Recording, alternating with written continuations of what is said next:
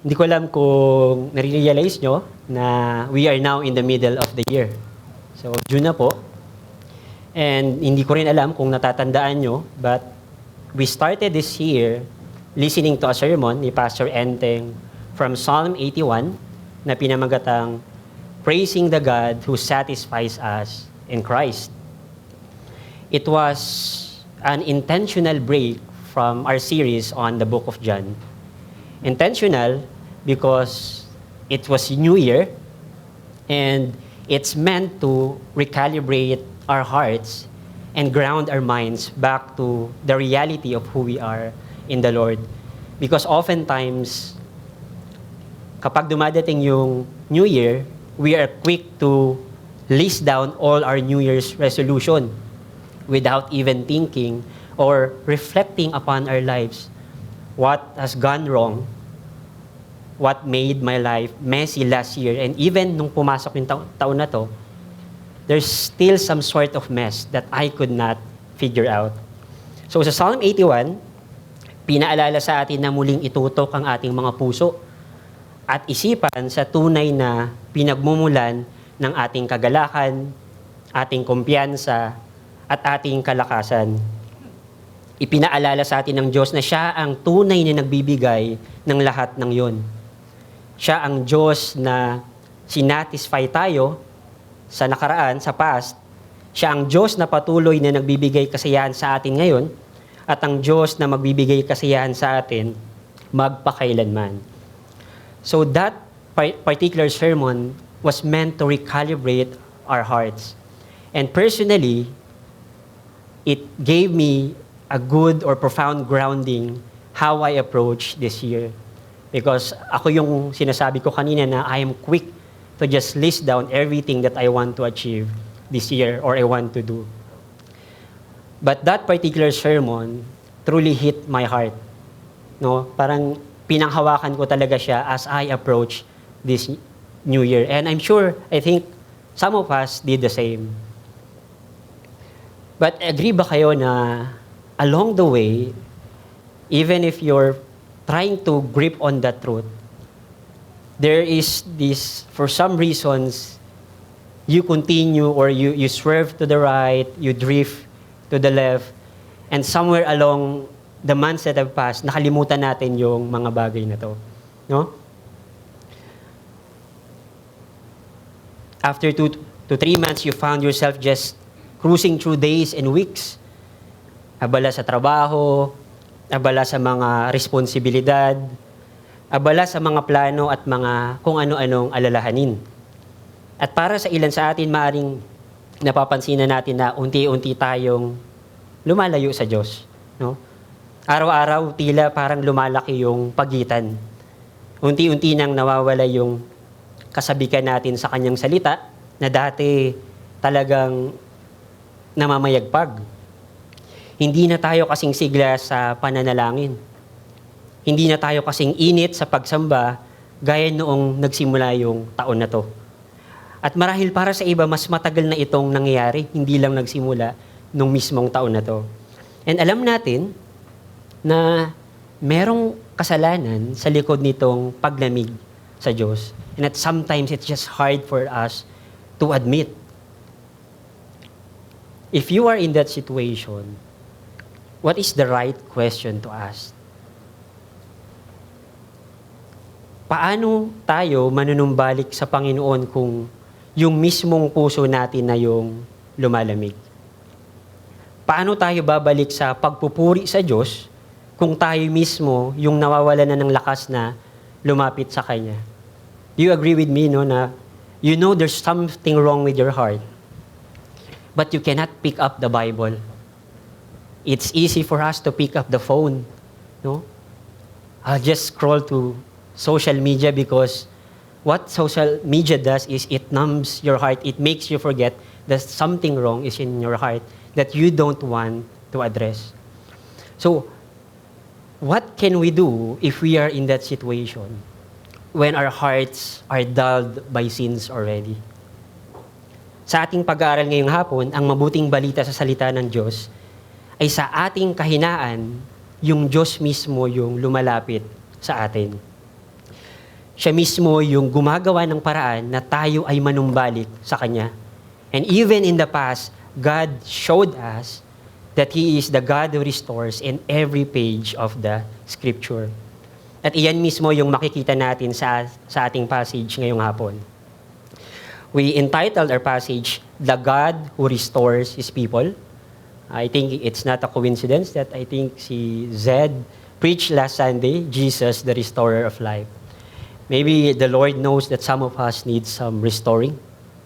And I mentioned the Psalm 81, which is the first preaching of the year, because oftentimes we ponder on our life and our relationship kay Lord every New Year lang. But you know that something is wrong now. Do we need to wait for January just to sit down in the Lord and really ponder, Lord, is there something wrong? Is there something that you want me to realize? Or we can sit down now as we go home, as we have our fellowship later. Can we reflect upon the Word of God and see if our lives are truly according to what God says about or how we should live our life?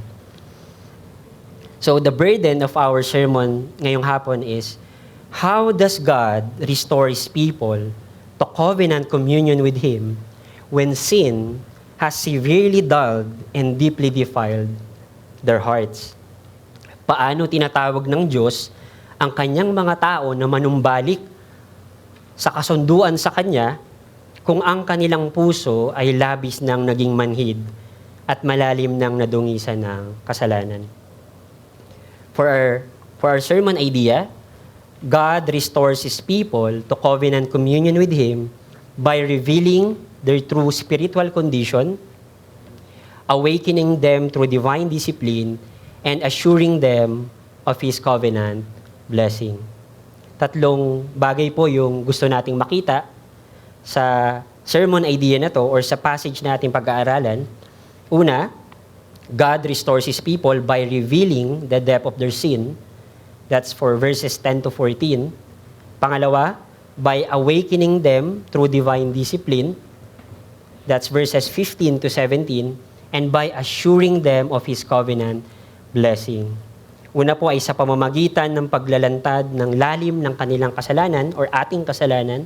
Pangalawa, sa pamamagitan ng pagmulat sa atin sa pamamagitan ng disiplina ng Diyos. At pangatlo, sa pamamagitan ng pagbibigay sa atin ng katiyakan ng Kanyang pagpapala. For our covenant kids, I think dalawa na lang yata sila dito, tulog pa yung isa. Our 3 words to remember this afternoon for this sermon ay defilement, discipline, and deliverance. Medyo malalalim yung mga words. So, Mac and Sherlyn, please explain to our children later.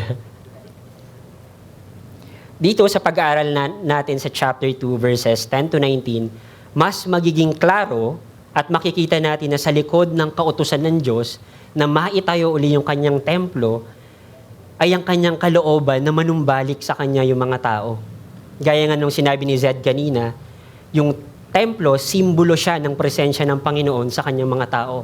That's why it is important. In fact, it is the very identity of God's people.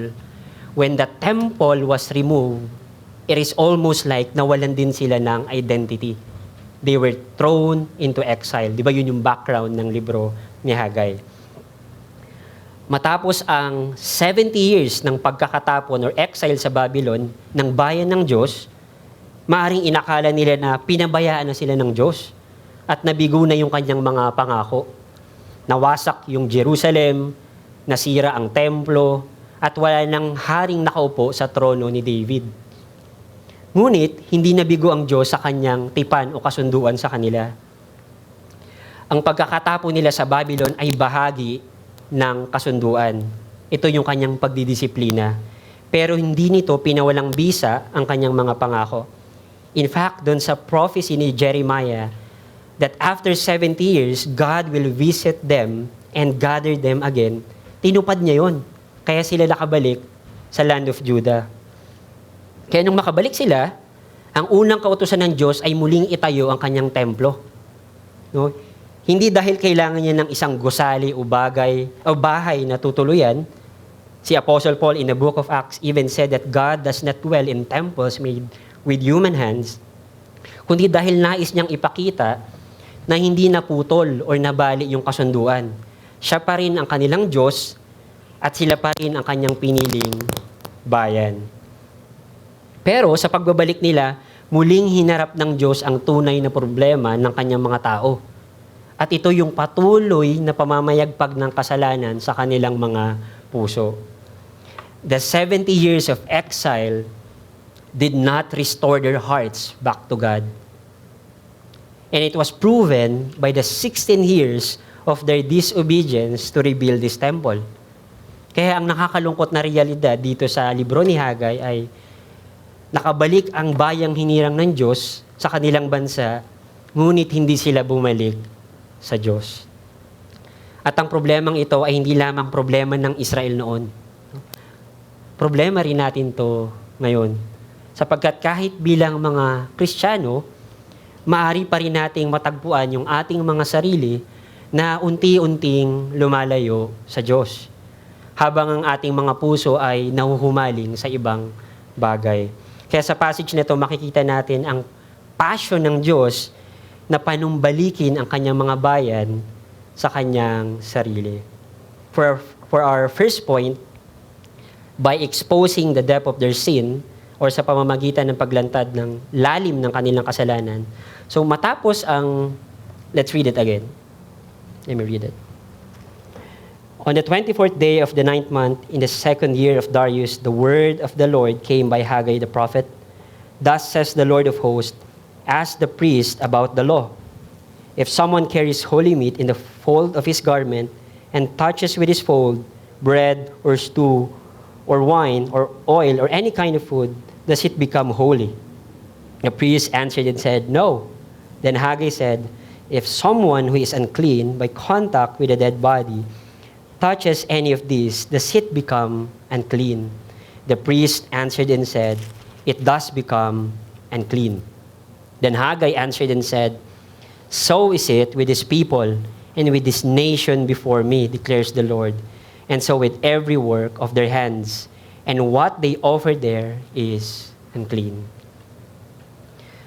Matapos ang 2 buwan, mula nung in-encourage ng Panginoong Diyos ang kanyang mga tao na ipagpatuloy yung pagtatayo ng templo na nasira dahil winasak to ng Babylonians, ay muli niyang ipinadala ang kanyang propetang si Haggai upang ipahayag yung kanyang saloobin.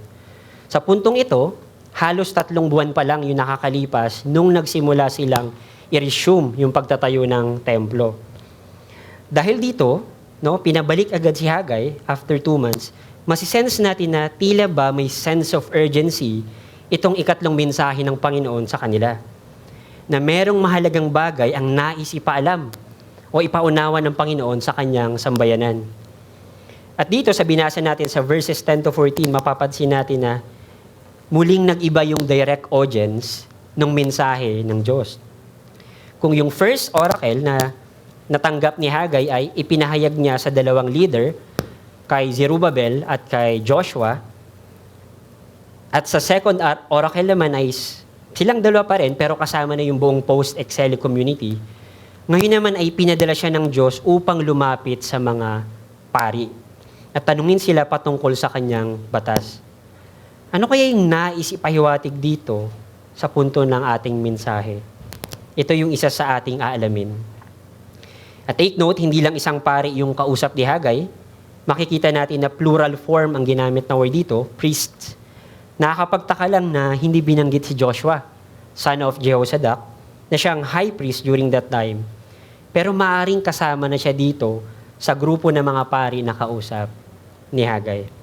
Kaya bago tayo dumako sa katanungan ni Haggai, magandang itanong muna natin, bakit nga ba sa pari ipinadala ng Diyos si Haggai? Bakit hindi kay Zerubbabel? Or bakit hindi na lang diretsong ipinahayag niya yung mensahe ng Diyos sa buong community? Unang posibleng dahilan ay dahil sa nature ng tanong ni Haggai, no? Sa Book of Leviticus, makikita natin na itinalaga ng Diyos yung mga pari. Hindi lang upang mag-administer ng mga ceremonial laws or yung mga offerings kung hindi upang ituro din ang mismong batas ng Diyos sa buong sambayanan ng Israel. Makikita po natin to sa Leviticus chapter 10, verse 10 to 11, na kinakausap ng Panginoong Diyos si Aaron na siyang chief priest or high priest during that time na si Moses ay nililid niya yung mga tao ng Diyos sa wilderness. Sabi ng Panginoon kay Aaron, "You are to distinguish between the holy and the common, and between the unclean and the clean. And you are to teach the people of Israel all the statutes that the Lord has spoken to them by Moses." So, maliwanag na sa kanila, inatas ng Diyos yung pagtuturo ng kanyang mga panuntunan, ng kanyang mga kautusan. Lalo na yung patungkol sa pag-uuri ng prinsipyo, ng kabanalan, karumihan, sa aspeto ng kanilang pagsamba sa Diyos. Kaya naman hindi nakakapagtaka na si Hagay ay ipinadala ng Diyos sa mga pari upang siyasatin yung mga bagay tungkol dito sa ceremonial laws. Dahil sila yung totoong aral dito. Pangalawang posibleng dahilan kung bakit sa mga pari lumapit si Hagay ay may kaugnayan sa tunay na layunin ng Panginoon sa kanyang ikatlong mensahe. Dahil nga yung mga pari, yung lubusang nakakaalam ng kanyang batas, makikita natin right away sa flow of thoughts of these passages na hindi naging sapat yung kanilang kaalaman para akayin ang bayan ng Israel sa pamumuhay ng naaayon sa kalooban ng Diyos. Bagkus ay maging sila ay naging bulag sa kanilang sa kanilang tunay na katayuan. At ito yung nais na i-expose o ilantad ng Panginoong Diyos sa kanilang mga puso. Hindi dahil upang muli silang hatulan or ipatapon sa exile, kundi para i-restore sila sa kanilang covenant communion sa Panginoon. Dahil kung aantahin lang ng Panginoon na sila yung kusang lumapit, walang mangyayaring restoration or covenant renewal. Kaya dito sa unang point natin, we will see how God perform a surgery in their heart upang magkaloob ng tama at eksaktong diagnosis ng kanilang kondisyon. Ngayon po, dumako na tayo dun sa katanungan ni Hagay. Sa unang bahagi ng tanong ni Hagay, sinabi niya, kung ang isang tao daw ay may dalang banal na karne sa tupi ng kanyang damit, at ang damit na iyon ay dumampi sa tinapay, sabaw, alak, langis o anumang pagkain, magiging banal din ba ang mga pagkain yun? So kaagad namang sumagot yung mga pari, lahat sila ay nagsabing hindi. By the way, yung fold of the garment or yung tupi ng damit, sa panahon natin ngayon, bulsa na po yun. Pero nung time nila, dahil kadalasan mahaba yung kanilang kasuotan, tinutupi lang nila yung damit nila para pangsalok ng bagay or pagkain. So dito, sa response nila, mapapansin natin na very straightforward ng kanilang naging sagot. Para sa kanila, basic question lang to. Alam nila na ito ay nasusulat sa Leviticus chapter 6, verse 27. Wala pa pong chapters and verses na. Ang sinabi ng Panginoon patungkol dito ay tungkol sa sin offering, no? Whatever touches its flesh shall be holy. No, ang tinutukoy na flesh dito ay yung laman o handog na karne na inalay sa Panginoon. Sa madaling salita, anumang bagay daw na direktang dumampi sa banal na handog ay itinuturing na banal o sagrado. Ngunit, walang sinasabi na ang nadampian nito ay maaring maisalin pa sa ikalawang beses ang estado ng pagiging sagrado nito sa iba pang pagkain. Kumbaga, hindi maaari yung second transfer of holiness. At ang tanging pinupunto lang ng katanungan na ito ay hindi basta-basta na ihahawa ang kabanalan. Sa verse 13 ay nagtanong muli ang propetang si Hagay. Kung may isang taong naging marumi dahil nakahawak siya ng bangkay at makahawak siya ng alinman sa mga pagkaing nabanggit kanina, magiging marumi rin ba ang mga iyon? No, muli sumagot ang mga pari, oo, magiging marumi din yon. Again, direkta nilang sinagot ito ng pare-pareha. Dahil itong prinsipyo na ito ay hango sa batas ng Diyos na makikita natin sa Book of Numbers. Sabi sa Numbers chapter 19 verse 11, whoever touches the dead body of any person shall be unclean 7 days. At sa verse 22 of that same chapter, and whatever the unclean person touches shall be unclean. So sa ilalim ng Mosaic Covenant, ang isang taong nakahawak ng bangkay ay itinuturing na marumi o unclean. So ano bang sitwasyon na ang isang tao doon ay nakakahawak ng bangkay, no? So ito ay kadalasang nangyari sa mga sitwasyon na ang isang Israelite ay namatayan ng kapamilya at siya yung mag-aasikaso ng paglilibing. No? In a sense, nahawakan niya yung bangkay. At this point, siya ay kinoconsider na unclean or marumi. Pero hindi ibig sabihin ay nagkasala siya. No? Kung hindi, ang implication lang nito, dahil marumi siya, hindi siya pwedeng mag-participate sa mga ceremonial gatherings nila.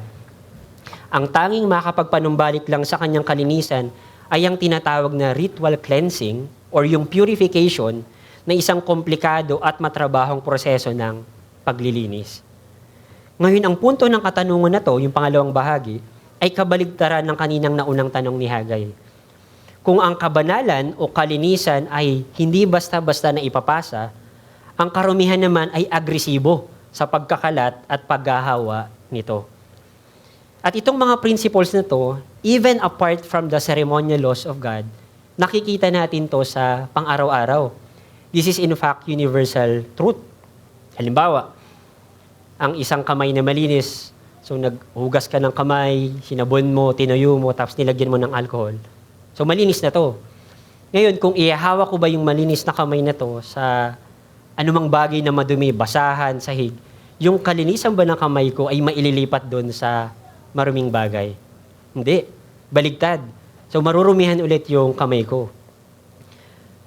Pangalawa, gayon din sa aspeto ng kalusugan. No, isa ditong magandang halimbawa yung na-witness nating pandemic. No? Ang pandemya ay patungkol sa pagkalat ng nakakahawang sakit at hindi sa pagkalat ng kalusugan. So nung time ng pandemic, yung mga doctor at nurses, kailangan balot na balot sila kapag may tinitreat silang pasyente. Kasi kung hindi, sila yung magiging pasyente. So, klaro yung prinsipyo na kinukumpirma ng mga pari. Ngayon, kung babalikan natin yung conversation sa pagitan ng mga pari at ni Hagay, dito sa verse 14 ay itinarak na ni Hagay yung matalim na kutsilyo ng katotohanan sa kanilang mga puso na nais niyang sabihin sa kanila. Isang katotohanan na gumimbal sa kanila. Now, what Hagay said next is utterly shocking to all of them. At masisense natin to dahil wala na silang nasagot muli kay Hagay.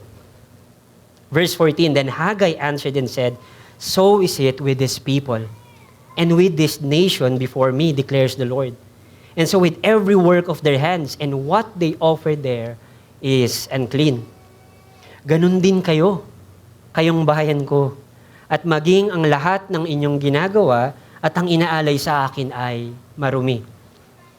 We can imagine during this time kung paano namutla yung mga pari sa harap ni Haggai nung sabihin niya yung mga salitang to na galing mismo sa Panginoong Diyos.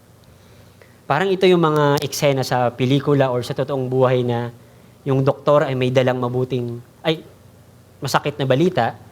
Sabi niya na, sir, may cancer po kayo at kumalat na sa buong katawan niyo. So dito sinabi ni Haggai na sa sinabi ni Haggai, ginamit mismo ng Diyos yung kaalaman ng mga pari sa kanyang batas upang ipakita sa kanila ang katotohanan ng kanilang kondisyon na sila ay nananatiling marumi sa kanyang harapan. Maaaring hindi sila makapaniwala dahil ang buong akala nila, nung muli na silang binisita ng Diyos at sumunod na silang itayo yung nasirang templo, though hindi pa siya tapos, at patuloy sa pag-aalay na kahit hindi pa ito natatayo, ay okay na sila. Tingin nila na ito yung 16 na taon ng disobedience nila sa Panginoon when they neglected to rebuild His temple. Akala nila kalugod-lugod na sila sa harap ng Diyos at tinatangkilik na ng Panginoon ang kanilang mga handog. Hindi lang yun dahil alam nga nila yung Torah, siguradong alam din nila yung implikasyon ng pagiging madumi. Now, ayon sa Numbers, chapter 19, verse 13, whoever touches a dead person, the body of anyone who has died, and does not cleanse himself, defiles the tabernacle of the Lord. And here's the judgment, that person shall be cut off from Israel. Because the water for impurity was not thrown on him, he shall be unclean. His uncleanness is still on him.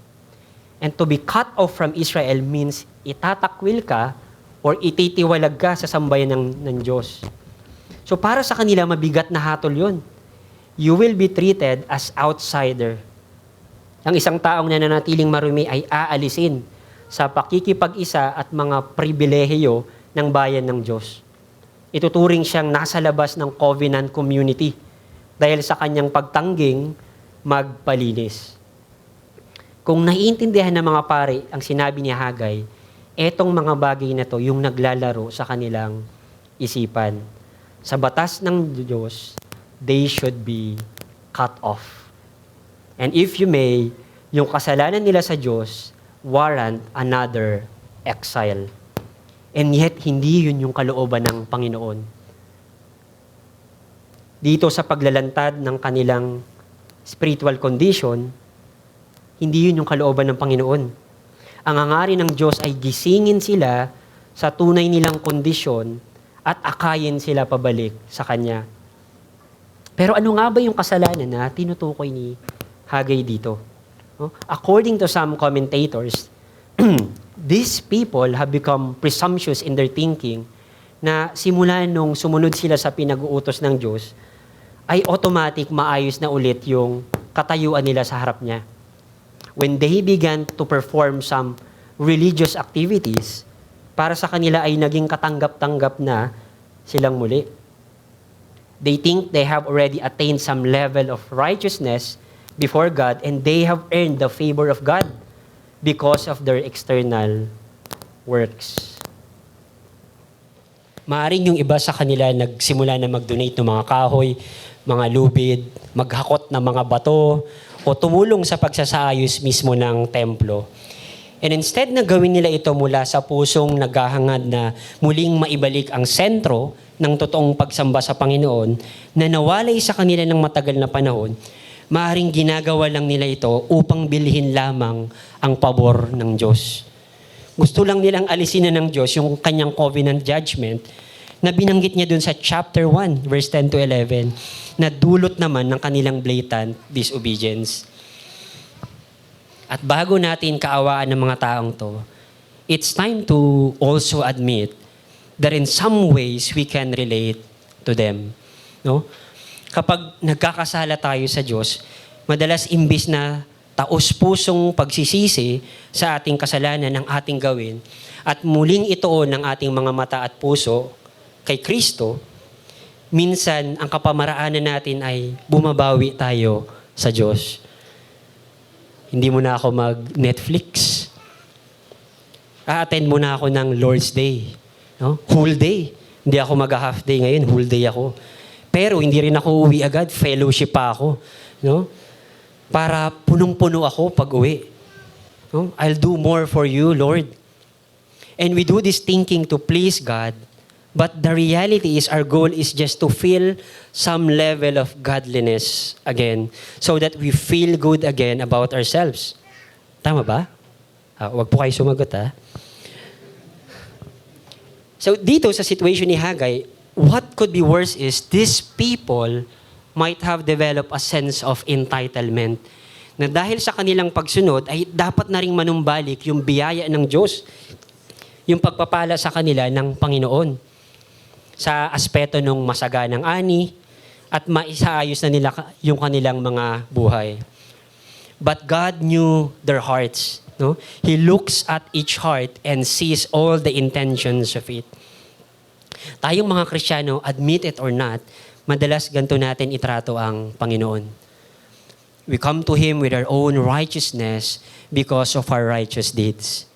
Iniisip natin na dahil sa ating mga mabubuting ginawa, sa ating pagsunod, o sa ating pagiging masipag sa mga spiritual disciplines, ay mas katanggap-tanggap tayo sa Kanyang harapan.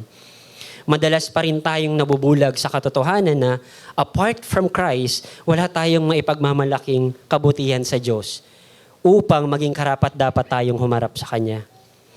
At kung natutokso tayong itanggi yung katotohanan ito, maaring hindi rin natin napapansin na yung puso natin ngayon ay nabubulag ng kasalanan? Hindi ba't kapag mainit tayo sa pagsamba, consistent tayo sa ating prayers, masipag sa pagbabasa ng salita, at regular sa pagdalo sa Lord's Day worship, mas mataas din yung ating kumpiyansa na lumapit sa Diyos.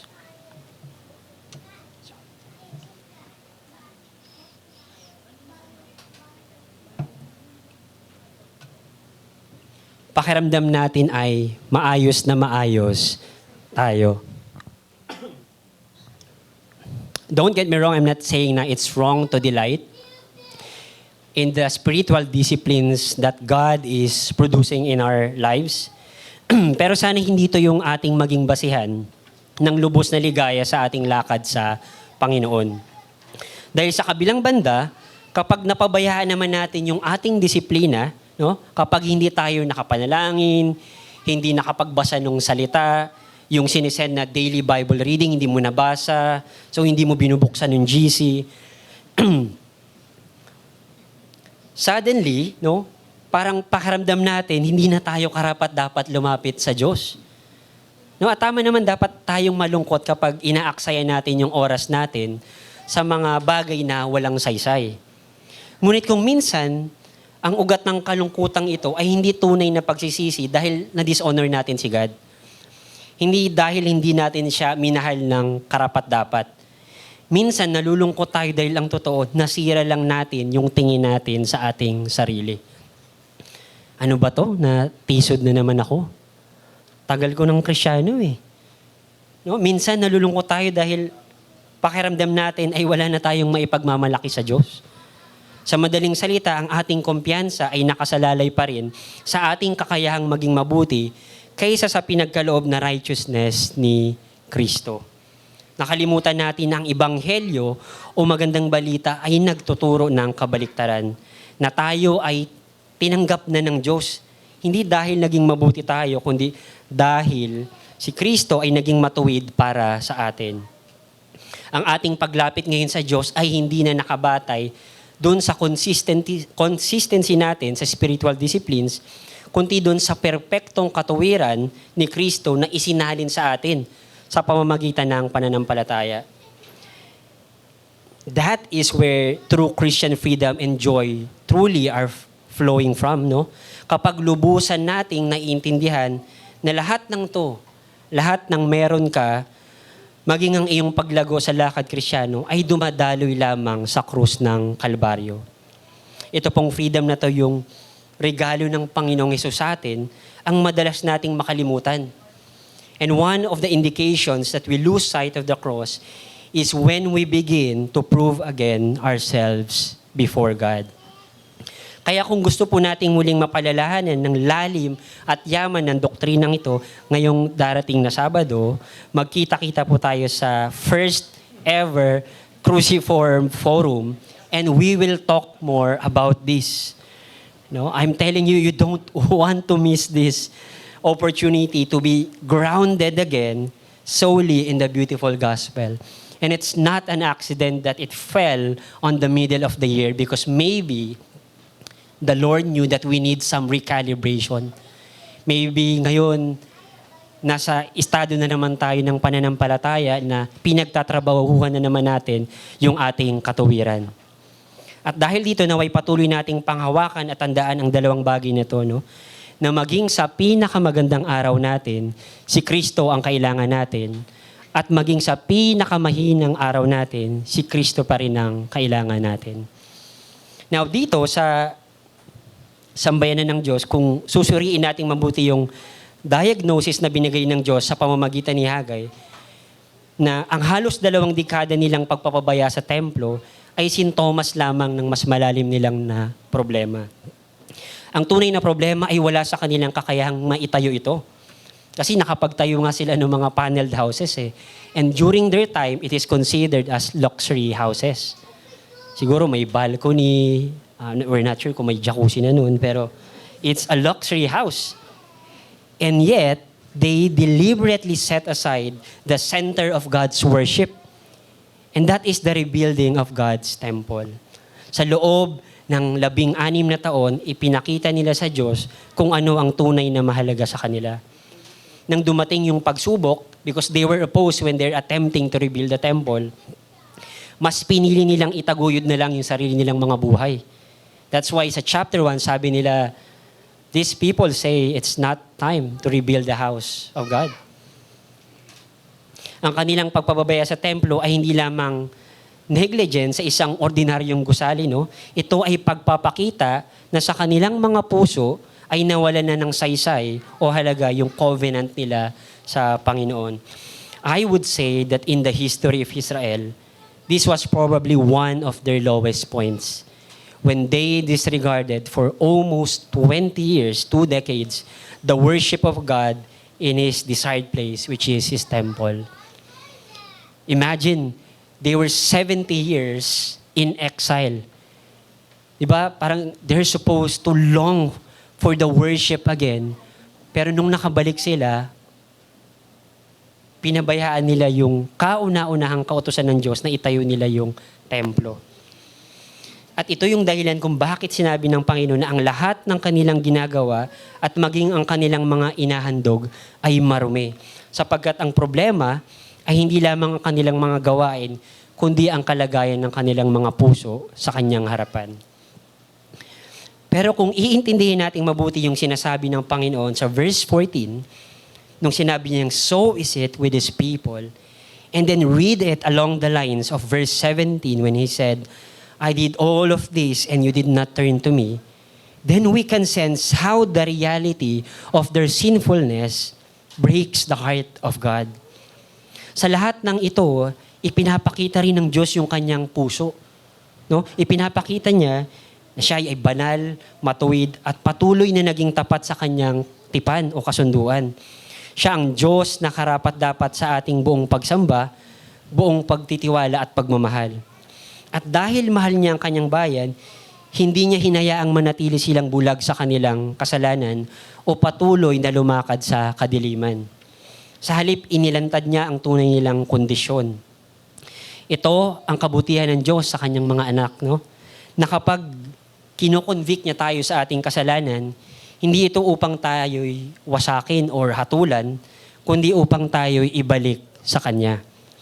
At dito rin niya pinapakita yung kanyang kaluwalhatian na sa kabila ng paulit-ulit na katigasan ng puso, paglayo, at pagkakasala ng kanyang bayan, nananatili siyang tapat sa kanyang relasyon at handang ibalik tayo sa pakikipag-isa sa Kanya.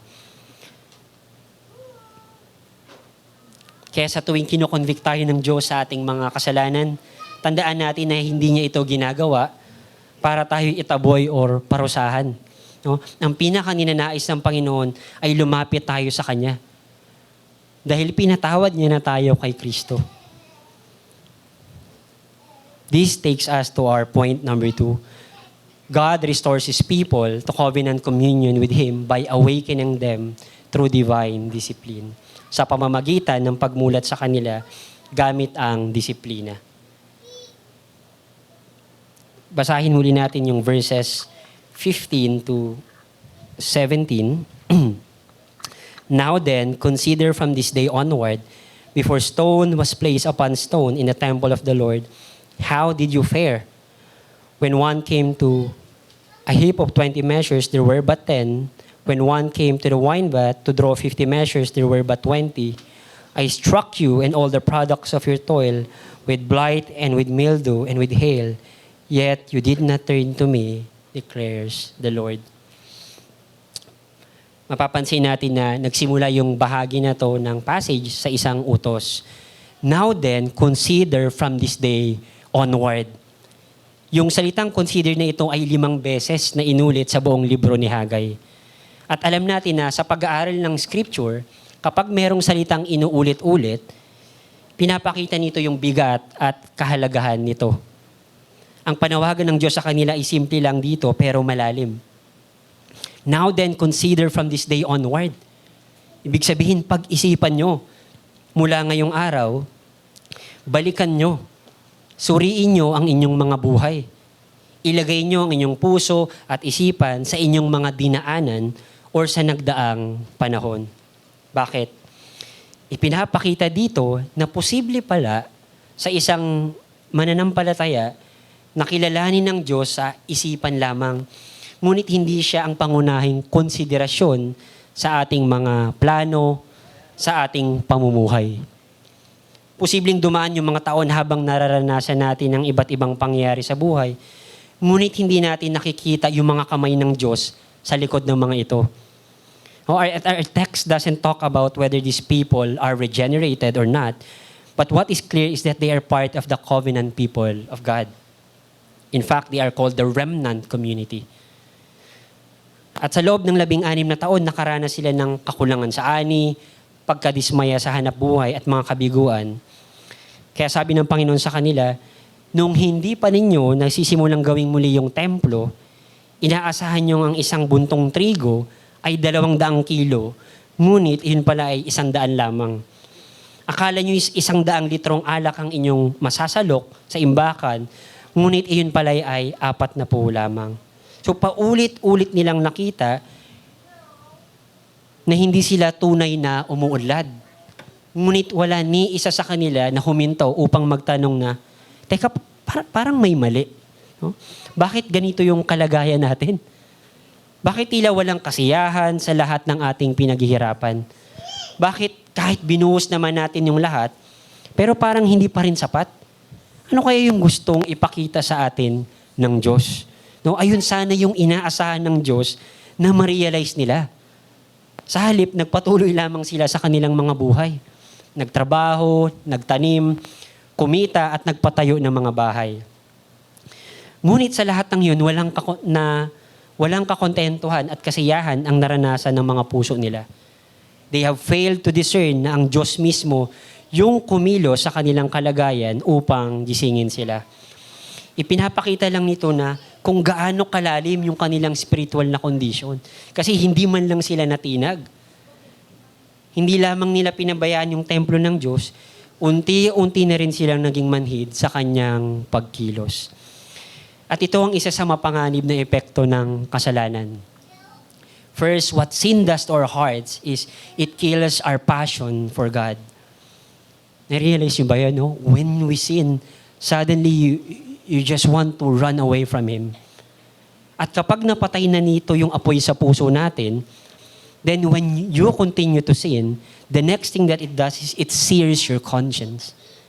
And when you keep pushing and pushing, you begin to be desensitized by it until your heart no longer reacts to the conviction of God. It becomes part of you. Unti-unti nawawala sa atin yung gana sa pagbabasa ng Word, nawawala yung kagalakan sa pananalangin, at maging yung Lord's Day, nagiging obligasyon na lamang.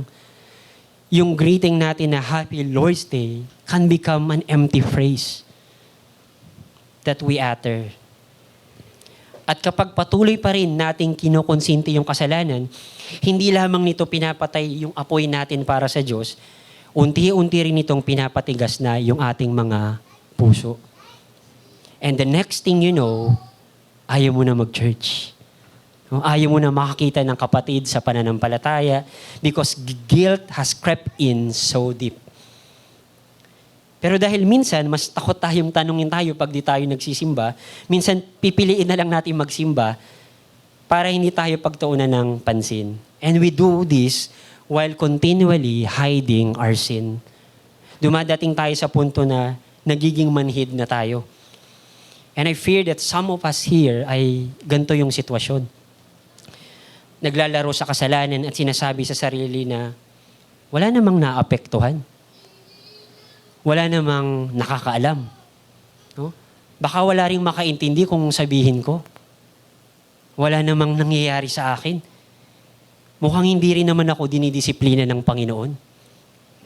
At habang paulit-ulit nating sinasabi yung mga kasinungalingang ito sa ating sarili, unti-unti nating pinaniniwalaan na kontrolado natin yung kasalanan.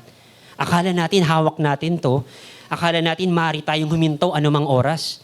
Ngunit isang araw magigising ka na lang at ma-realize mo na tayo na pala yung hawak nito.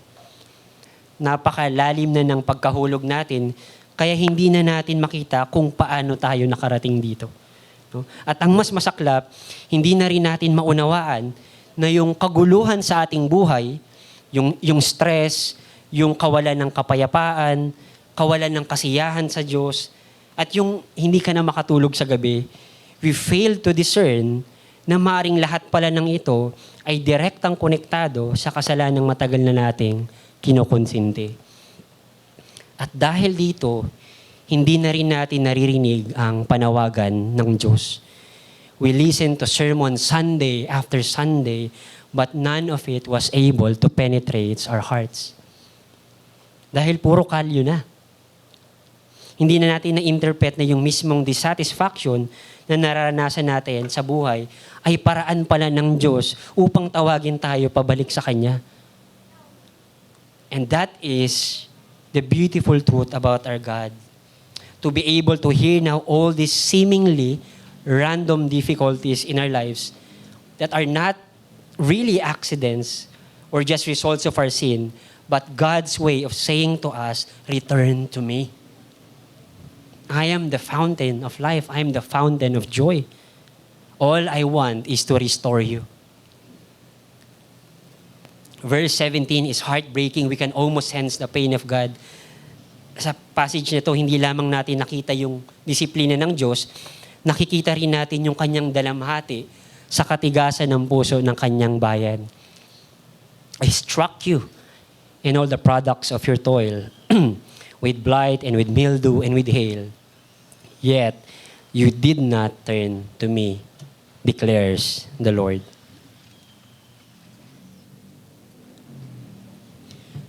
Kung ifo-focus lang natin yung mga mata natin dun sa masakit na conviction ng Panginoon at dun sa discipline niya, we might miss the fact na yung mga salitang ito ay nanggaling sa pag-ibig ng Diyos Ama, na naghahangad na yung kanyang mga anak ay bumalik sa Kanya.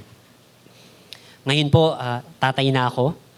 When I imagine the worst that can happen to David, which is for him to rebel against us and to run away from us, his parents, or worse, lumayo siya sa Panginoon, that would surely break my heart in a million pieces.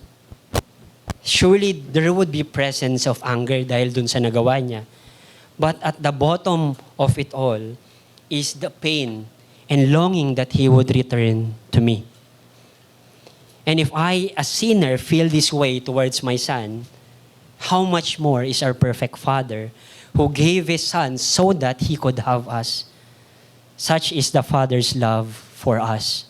His desire is to restore us back to Him. No matter how deep the sin can be in our hearts, His desire is to restore us.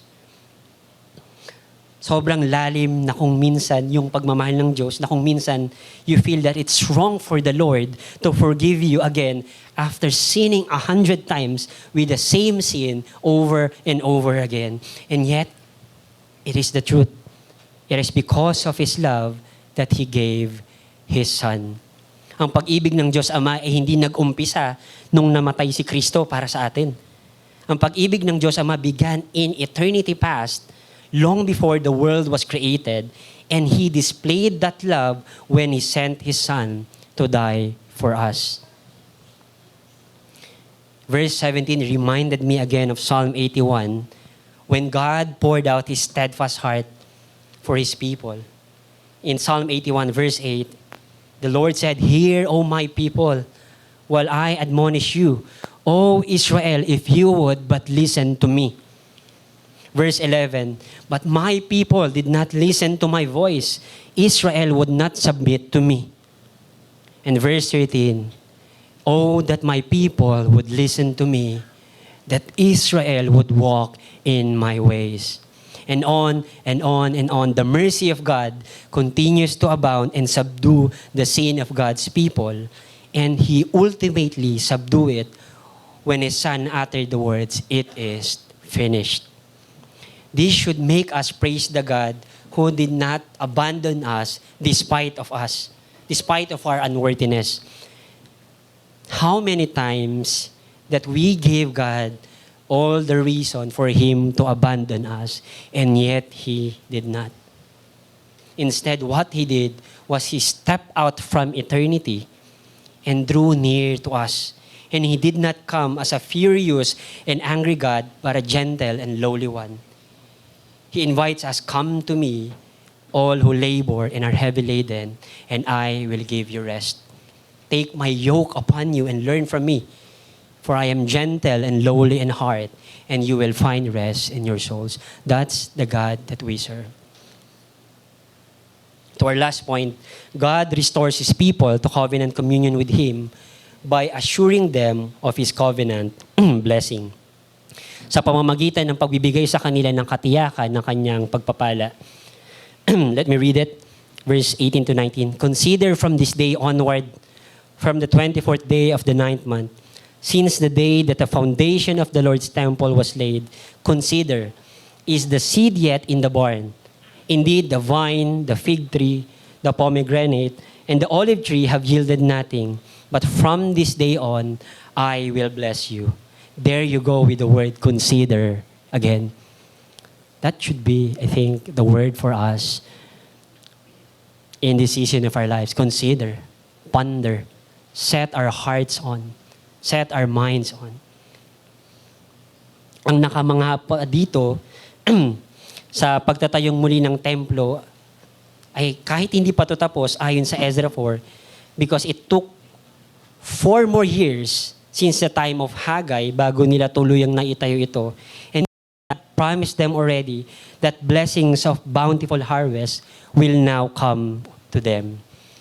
Sa loob ng maraming taon na nakaranas sila ng kakulangan, hindi naging mabunga yung kanilang mga pananim, ang ubasan, yung fig tree, yung pomegranate, at yung puno ng olibo ay hindi nagbigay ng inaasahang ani. Ngunit ngayon, matapos na mailagay yung foundation ng temple, na nangangahulugan ng pagbabalik ng sentro ng pagsamba sa Panginoon, matapos silang tawagin ng Diyos sa pagsisisi, at matapos niyang gisingin sila sa kanilang spiritual na kalagayan, handa nang ibuhos yung Panginoon ang kanyang biyaya. We can sense that God was just waiting for them to turn around, to call them to covenant faithfulness, so He can again pour out His blessings upon them. Kaya matapos nilang makinig, nagkaloob ang Diyos ng isang napakagandang pangako na may assurance, "From this day on, I will bless you." Itong biyaya na to na dulot ng kanilang obedience sa covenant ay makikita natin sa Deuteronomy chapter 28 in verse 1. It says, "And if you faithfully obey the voice of the Lord your God, being careful to do all His commandments that I command you today, the Lord your God will set you high above all the nations of the earth."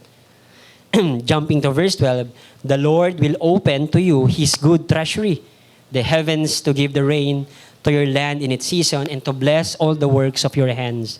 And you shall lend to many nations, but you shall not borrow." Dahil dito yung pagsunod ng bayan ng Diyos ay nagbukas ng daan upang maranasan nilang muli ang pagpapala ng Diyos. Pero kailangan nating maging maingat, hindi natin dapat isipin na natanggap nila yung pagpapalang ito dahil napagtrabahuhan nila o dahil karapat dapat sila dito. Tandaan natin na hindi yung mga tao yung bumalik sa Diyos, kundi yung Diyos ang unang lumapit sa kanila. Ang kanilang pagsunod ay naging bunga na lamang ng pangunguna ng Panginoon na manumbalik sila sa Kanya. Ngayon, bakit ginawa ng Diyos yung lahat ng ito?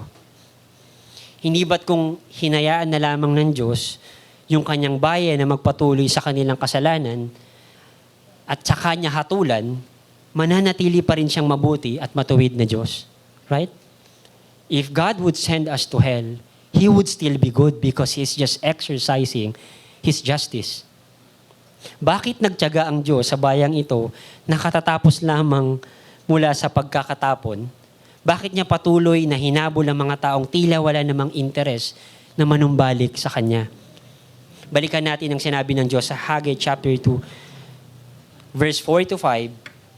Sabi dito, "Work, for I am with you, declares the Lord of hosts, according to the covenant that I made with you when you came out of Egypt. My spirit remains in your midst." Pansinin niyo na yung pagtingin ng Diyos dito sa post-exile community ay hindi lamang isang maliit na grupo na galing sa exile. Ang pagtingin niya ay sila din mismo yung bayan na kanyang niligtas doon sa Egypt na maraming taon na yung nakalipas. Ang Diyos na ganap na malaya ay kusang nagbigkis sa kanyang sarili, sa kanyang bayan. God bound Himself to His people. At dahil sa kasunduang ito, patuloy siyang kumilos para sa kanila sa kabila ng kanilang paulit-ulit na pagkabigo at pagsuway.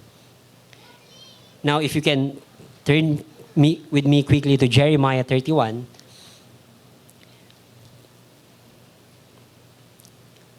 And together, let us be amazed on what God promises people after the exile is completed. Verse 2. Thus says the Lord, the people who survived the sword found grace in the wilderness when Israel sought for rest. The Lord appeared to him from far away. I have loved you with an everlasting love. Therefore, I have continued my faithfulness to you. And here's the promise of God for them. Again, I will build you and you shall be built, O Virgin Israel. Ang pag-ibig ng Diyos ang dahilan kung bakit hindi niya sila binitawan. Ang kanyang tapat na pag-ibig ang nagtulak sa kanya na hanapin, tawagin, at ibalik ang kanyang bayan sa kanya. At ganun din sa atin ngayon. No? Kung tayo man ay nananatiling naglalakad sa Panginoon, hindi yun dahil mahigpit yung kapit natin sa Kanya. Kung hindi dahil hindi niya tayo binibitawan. Ang Diyos na tumawag sa atin ay siya ring Diyos na patuloy na nag-iingat, nagtutuwid at nagpapanumbalik sa atin hanggang sa tayo ay muli siyang makita. Kaya naman ang pinakadakilang pagpapala ng Diyos ay hindi kailanman yung ani, yung kayamanan, o yung kaginhawaan sa mundong to. Ang tunay na pagpapala ng Diyos ay ang kanyang pagbibigay ng kanyang sarili mismo. Ito ang dahilan kung bakit yung buong libro ni Hagay ay hindi lamang tungkol dun sa muling pagtatayo ng templo ng Diyos. Ito ay tungkol sa pagpapanumbalik ng pakikipag-isa ng Diyos sa kanyang bayan. Ito ay tungkol sa Diyos na muling nananahan sa gitna ng kanyang mga tao. Dahil noon pa man, ito na yung pangako ng Panginoon o ito na yung kanyang kalooban. I will be your God and you will be my people. At sa huli, yung pangakong ito, kasama ng iba pang pangako, ay tumuro at natupad lahat kay Kristo. Sapagkat sa Kanya natanggap natin yung pinakadakilang pagpapala ng Diyos. Hindi lamang yung kapatawaran ng kasalanan, hindi lamang yung kaligtasan mula sa judgment, kundi yung makapiling ang Diyos mismo sa buhay na walang hanggan. Sa pamamagitan ni Kristo, tayo ay dinala pabalik sa pakikipag-isa sa Diyos. At sa pamamagitan niya, natanggap natin yung tanging pagpapalang tunay na makapagbigay ng ganap na kasiyahan, kagalakan, at kapahingahan sa ating mga puso. In our conclusion, kung babalikan natin yung dalawang tanong ni Hagay sa mga pari, makikita natin na isang napakahalagang katotohanan. Ayon sa kautusan ng Diyos, ang kabanalan ay hindi basta-basta na ipapasa, ngunit ang karumihan ay madaling makahawa. At hanggang ngayon, ito pa rin yung problema ng sangkatauhan. Tulad dito, sa bayan ng Diyos, noong panahon ni Hagay, lahat tayo ay marumi dahil sa kasalanan. Ang ating mga puso ay likas na lumalayo sa Diyos. At gaano man karami ang ating mabubuting gawa, hindi nito kayang linisin yung karumihan ng puso natin. Ito ang dahilan kung bakit hindi sapat ang pagtatayo lamang ng templo para sa Israel. Ito rin ang dahilan kung bakit hindi sapat ang relihiyon o yung mabubuting gawa o sariling pagsisikap para sa atin. Kailangan natin ng tagapagligtas. Kailangan natin ng isa na kayang gawin para sa atin ang hindi natin kayang gawin para sa ating sarili. At dito na natin nakita ang kagandahan ng Ebanghelyo. Sapagkat ang imposibleng mangyari sa ilalim ng Old Covenant ay natupad kay Kristo. Nung dumating si Jesus at lumapit siya dun sa mga leprous people, hindi siya yung nahawa. Sila yung gumaling, sila yung nalinis. Hinawakan niya yung may mga sakit, ngunit hindi siya yung nagkasakit. Sa halip sila ay gumaling. Higit sa lahat, lumapit siya sa mga makakasalanan, ngunit hindi siya nahawa ng kasalanan. Sa halip, tayo ang kanyang nilinis at tayo ang kanyang binago. Siya ang tunay at dakilang templo. Sa pamamagitan ng kanyang buhay, kamatayan at muling pagkabuhay, ang mga maruruming makasalanan ay muling nalilinis. Ang mga nalalayo ay nailalapit at ang mga kaawin ng Diyos ay ginagawa niyang mga anak. Para sa ating pong application, Romans 12, I appeal to you therefore, brothers, by the mercies of God, by His restoring grace, by sending His Son to redeem us, and by giving us His Holy Spirit, that we might know Him, enjoy Him, and walk with Him. Let us then present our bodies as a living sacrifice, holy and acceptable to God, which is our spiritual worship. Let us not be conformed to this world, but be transformed by the renewal of our mind, that by testing we may discern what is the will of God, what is good and acceptable and perfect, and that His will is to restore us and conform us to His Son.